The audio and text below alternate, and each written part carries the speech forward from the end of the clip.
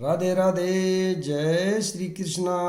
आज मैं श्रीमद् भागवत गीता का अध्याय नंबर 6, इसके अंदर श्री कृष्ण ने अर्जुन को ध्यान योग के बारे में बताया है।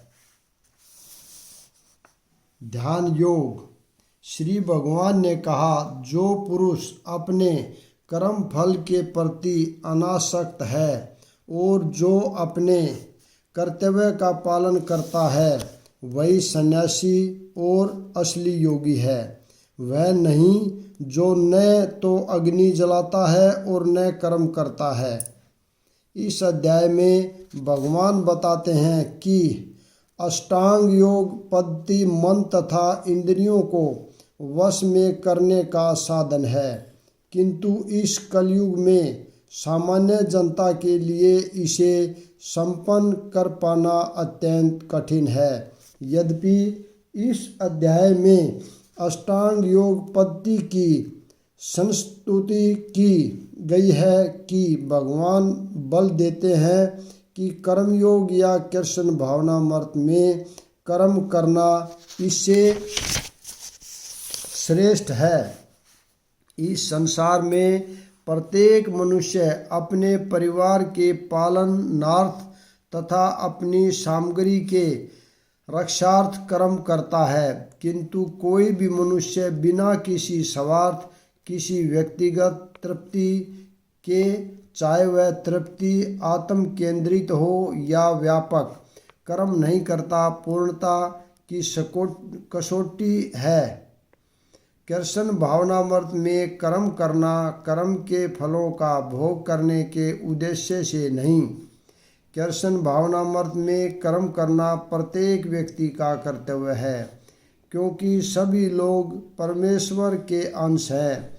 शरीर के अंग पूरे शरीर के लिए कार्य करते हैं। शरीर के अंग अपनी तुष्टि के लिए नहीं, अपितु पूरे शरीर की तुष्टि के लिए कार्य करते हैं। इस प्रकार जो जीव अपनी तुष्टि के लिए नहीं अपितु परम ब्रह्मा की तुष्टि के लिए कार्य करता है, वही पूर्ण सन्यासी या पूर्ण योगी है।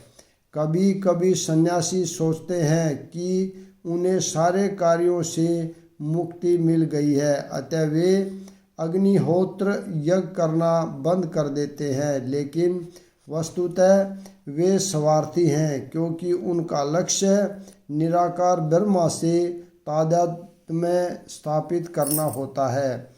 ऐसी इच्छा भौतिक इच्छा से तो श्रेष्ठ है, किंतु यह स्वार्थ से रहित नहीं होती।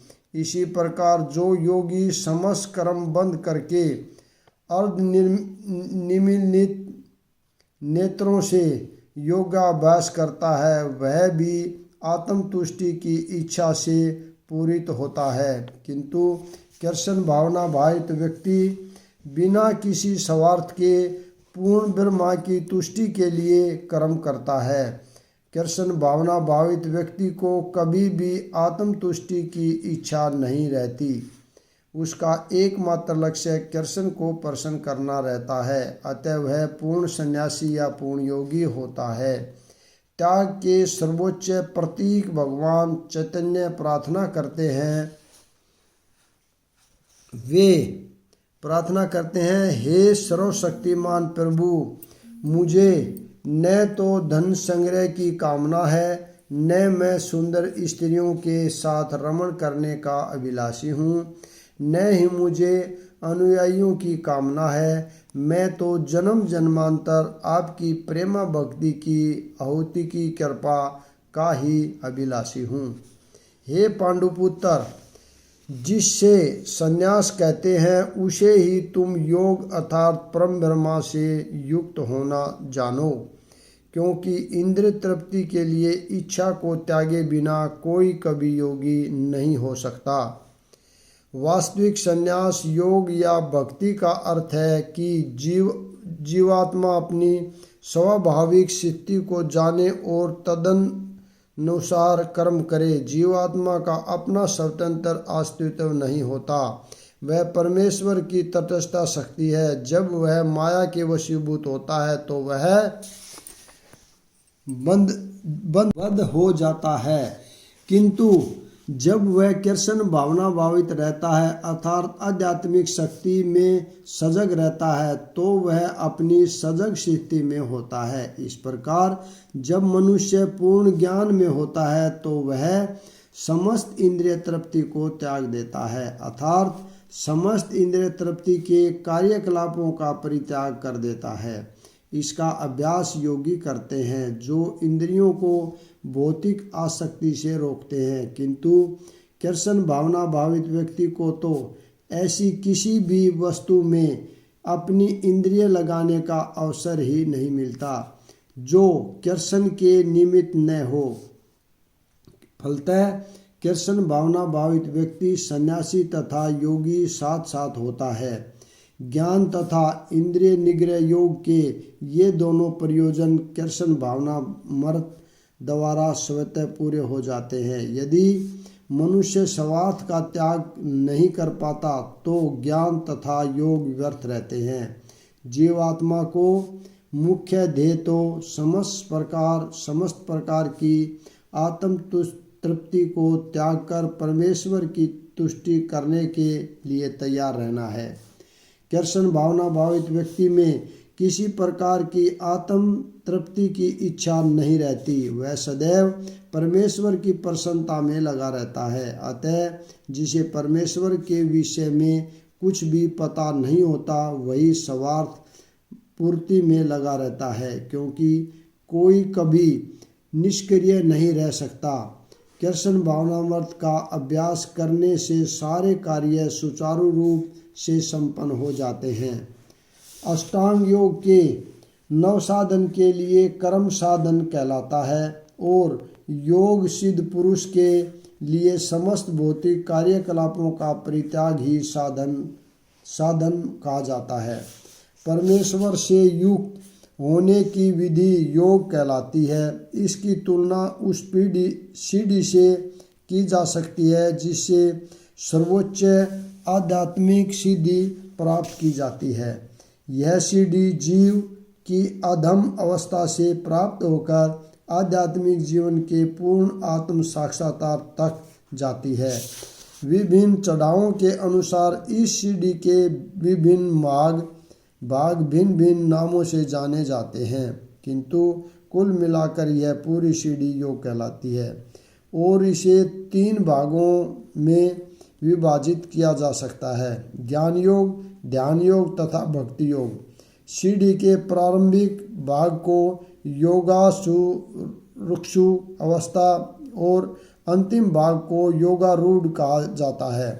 जहाँ तक अष्टांग योग का संबंध है, विभिन्न यम नियमों तथा आसनों शारीरिक मुद्राएं ही हैं जो प्राय शारीरिक मुद्राएं हैं के द्वारा ध्यान में प्रविष्ट होने के लिए आरंभिक प्रयासों को सकाम कर्म कहा जाता है।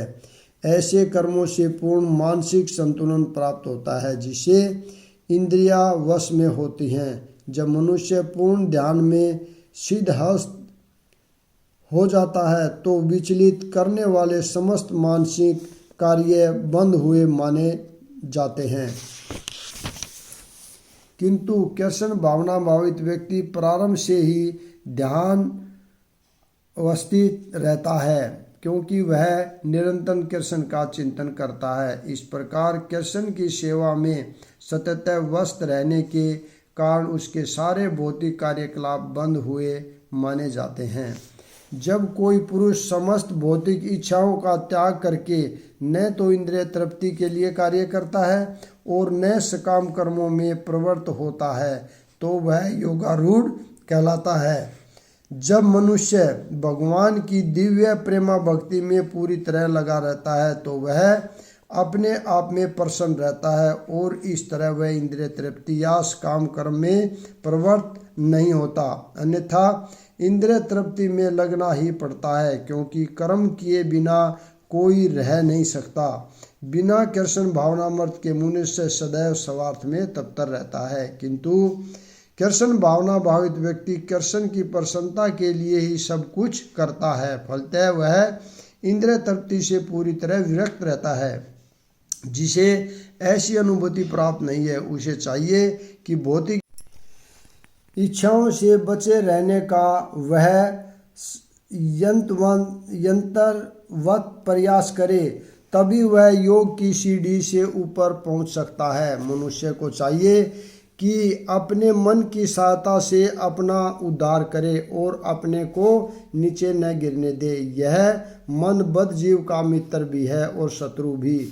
प्रसंग के अनुसार आत्मा शब्द का अर्थ शरीर, मन तथा आत्मा होता है। योग पद्धति में मन तथा आत्मा का विशेष महत्व है, क्योंकि मन ही योग पद्धति का केंद्र बिंदु है। अतः इस प्रसंग में आत्मा का तात्पर्य मन होता है। योग पद्धति का उद्देश्य मन को रोकना तथा इंद्रिय विषयों के प्रति आसक्ति से उसे हटाना है। यहाँ पर इस बात पर बल दिया गया है कि मन को इस प्रकार प्रशिक्षित किया जाए कि वह बद्ध जीव को अज्ञान के दलदल से निकाल सके। इस जगत में मनुष्य मन तथा इंद्रियों के द्वारा प्रभावित होता है। वास्तव में शुद्ध आत्मा इस संसार में इसलिए फंसा हुआ है क्योंकि मन मिथ्या अहंकार में लगकर प्रकृति के ऊपर प्रभुत्व जताना चाहता है। अतः मन को इस प्रकार प्रशिक्षित करना चाहिए कि वह प्रकृति की तड़क भड़क से आकर्षक न हो और इस तरह बद्ध जीव की रक्षा की जा सके। मनुष्य को इंद्रिय विषयों में आकर्षक होकर अपने को पतित नहीं करना चाहिए। जो जितना ही इंद्रिय विषयों के प्रति आकर्षक होता है, वह उतना ही संसार में फंसता जाता है। अपने को विरक्त करने का सर्वोत्कृष्ट साधन यही है कि मन को सदैव कृष्ण भावनामृत में निरक्त रखा जाए। ही शब्द इस बात पर बल देने के लिए प्रयुक्त हुआ है, अर्थात इसे अवश्य करना चाहिए। मन ही मनुष्य के बंधन का और मोक्ष का भी कारण है। इंद्रिय विषयों में लीन मन बंधन का कारण है और विषयों से विरक्त मन मोक्ष का कारण है। अतः जो मन निरंतर कृष्ण भावनामृत में लगा रहता है, वही परम मुक्ति का साधन है। यहाँ पर हम अध्याय नंबर 6 के सीरियल नंबर 1 को विराम देते हैं। अगला भाग हम कल पढ़ेंगे। राधे राधे, जय श्री कृष्ण।